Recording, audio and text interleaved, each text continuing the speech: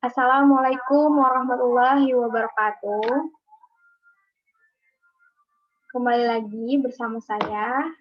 Perkenalkan, nama saya Anita Wandari dengan NPM 1811060 semester 6 kelas B. Pada kali ini saya akan menjelaskan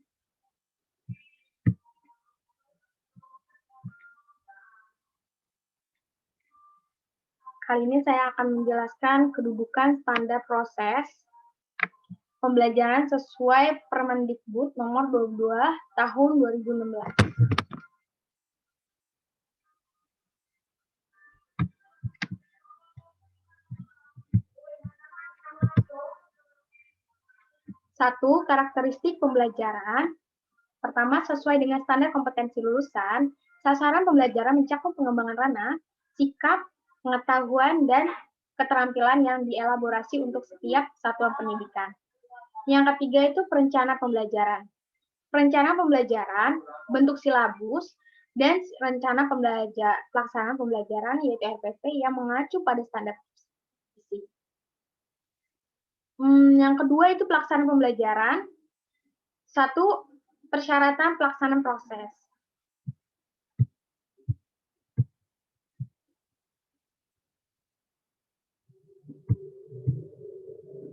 Yang kedua, itu ada pembelajaran pelaksanaan pembelajaran.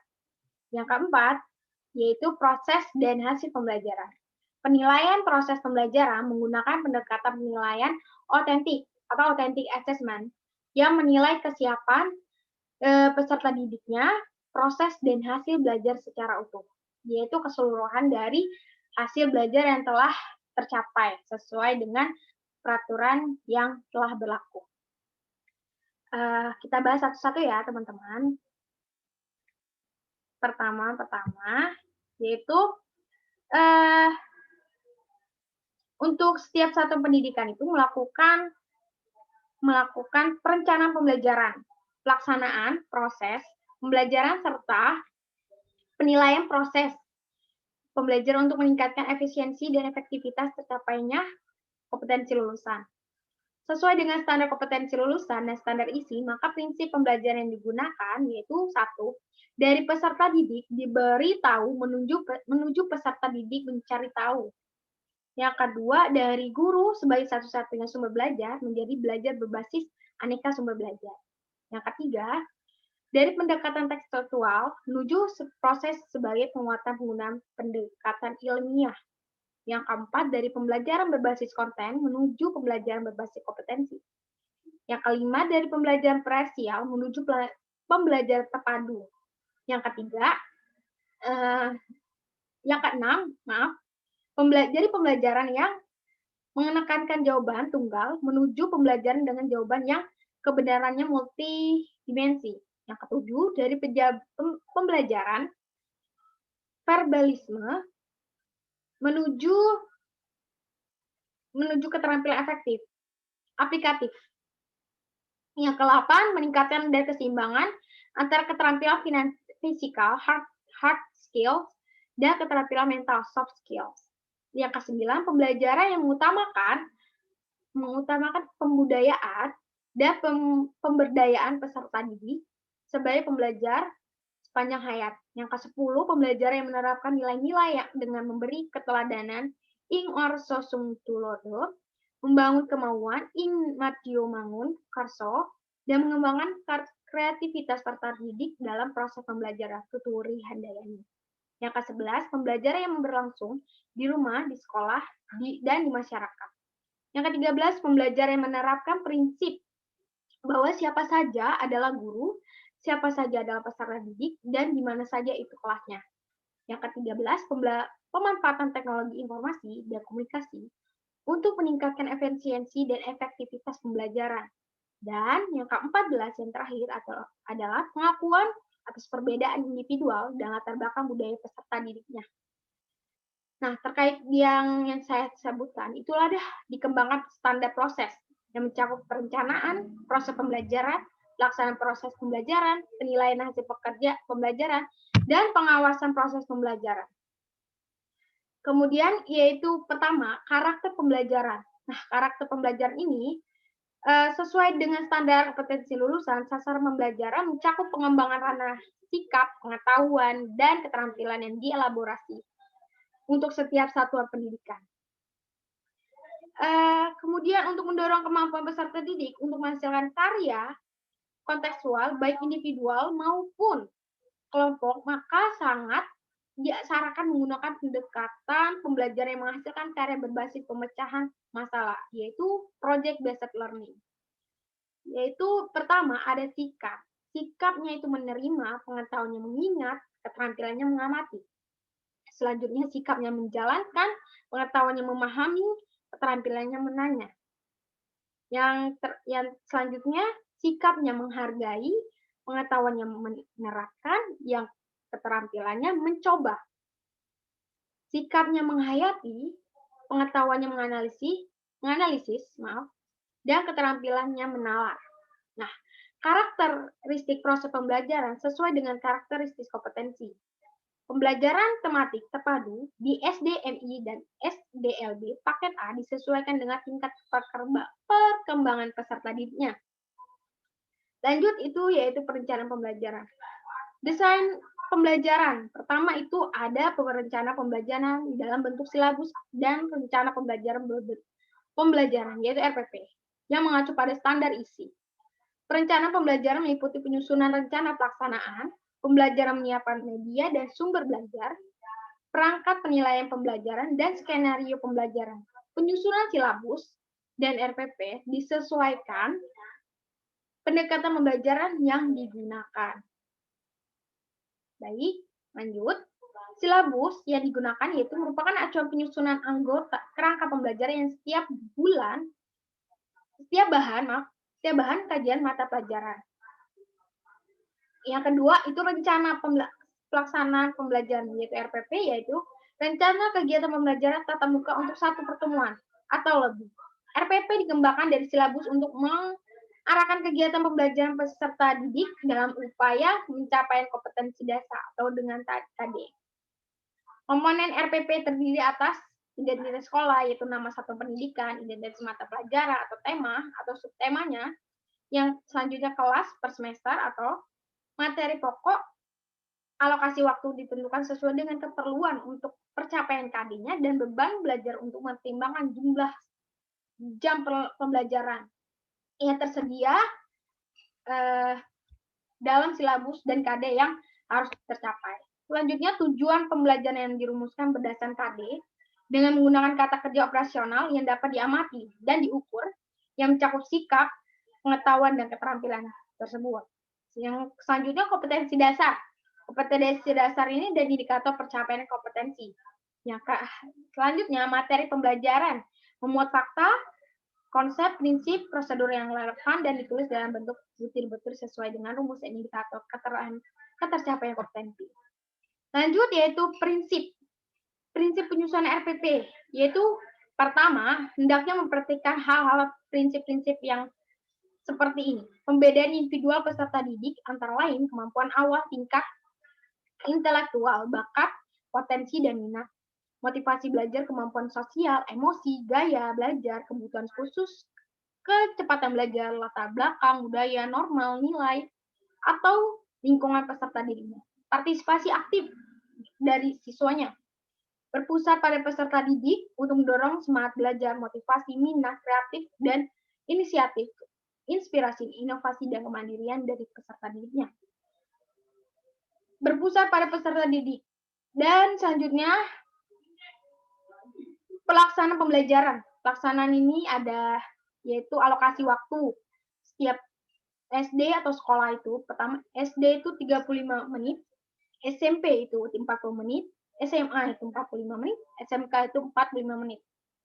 Rombongan belajar, ada rombongan belajar yang kalau jumlah rombongan belajar itu 6 sampai 24 kalau SD, SMP 3 sampai 33, SMA 3 sampai 36, SMK 3 sampai 72, SDLB 6, SMPLB 3, SMALB 3. Buku tes pelaksanaan pengelolaan kelas di laboratorium. Kemudian ada pelaksanaan pembelajaran. Nah, pelaksanaan pembelajaran ini yaitu adanya kegiatan pendahuluan. seperti menyiapkan peserta didik untuk psikis dan fisiknya mengikuti proses pembelajaran.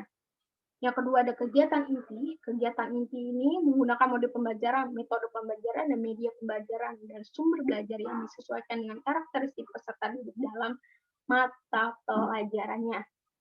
Lanjut, kegiatan penutup. Kegiatan penutup yaitu dalam kegiatan penutup guru bersama peserta didik baik secara individual maupun kelompok melakukan refleksi untuk mengevaluasi seluruh rangkaian pembelajaran yang telah berlangsung, memberikan umpan balik atau feedback yang kepada peserta didik dan gurunya, melakukan kegiatan tindak lanjut dalam bentuk pemberian tugas, baik individual maupun kelompok, dan menginformasikan rencana kegiatan pembelajaran untuk pertemuan selanjutnya. Yang kelima, ada pengawasan proses pembelajaran. Prinsip pengawasan, sistem entitas pengawasan, proses pengawasan. Nah, dari sini, pertama, kita bisa lihat, pengawasan dilakukan dengan prinsip objektif dan transparan guna meningkatkan mutu secara berkelanjutan. Yang kedua, yaitu sistem dan entitas pengawasan. Nah, di sini, kepala sekolah, pengawas, dan lembaga penjamin mutu pendidikan melakukan pengawasan dalam rangka peningkatan mutu. Yang kedua, kepala sekolah dan pengawas melakukan pengawasan dalam bentuk supervisi akademik dan supervisi manajerial. Nah, yang ketiga itu ada proses pengawasan, pemantauan, supervisi, pelaporan, tindak lanjut. Nah, itu semua dari K13.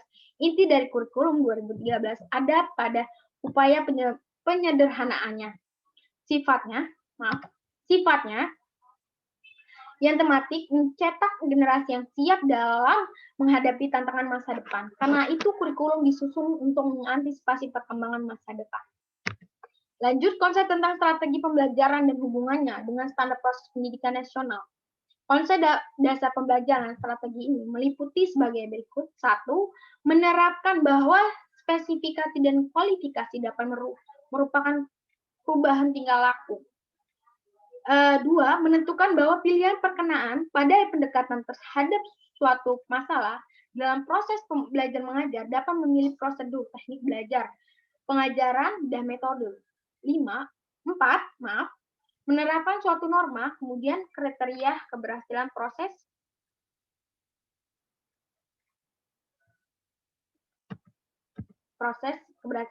dalam belajar mengajar. Menurut ahli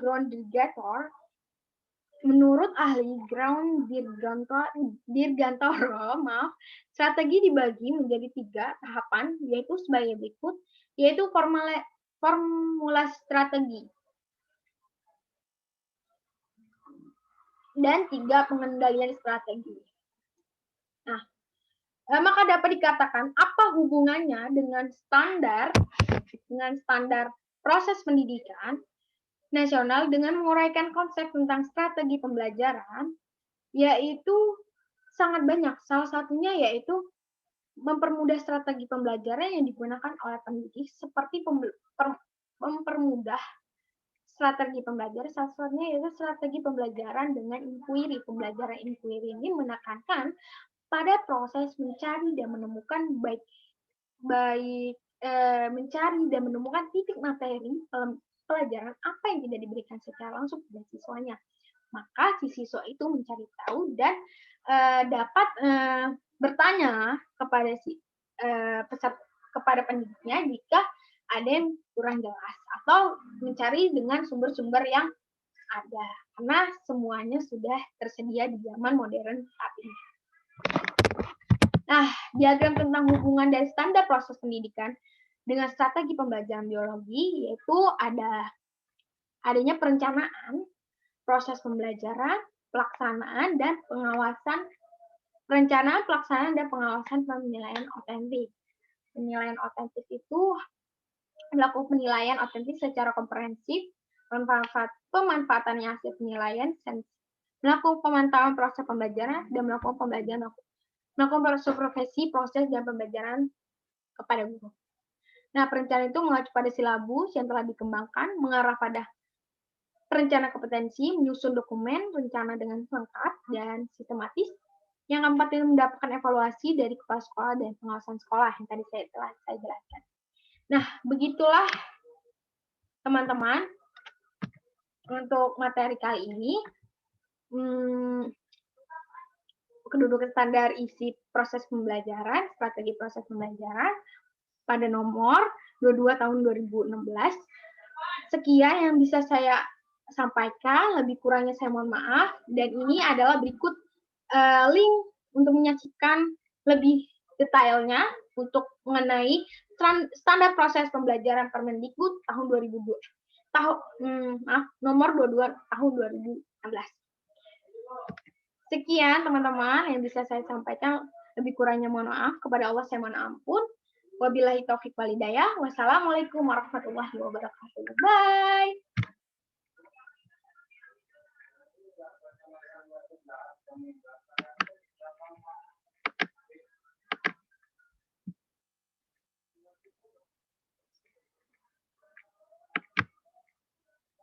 Ibu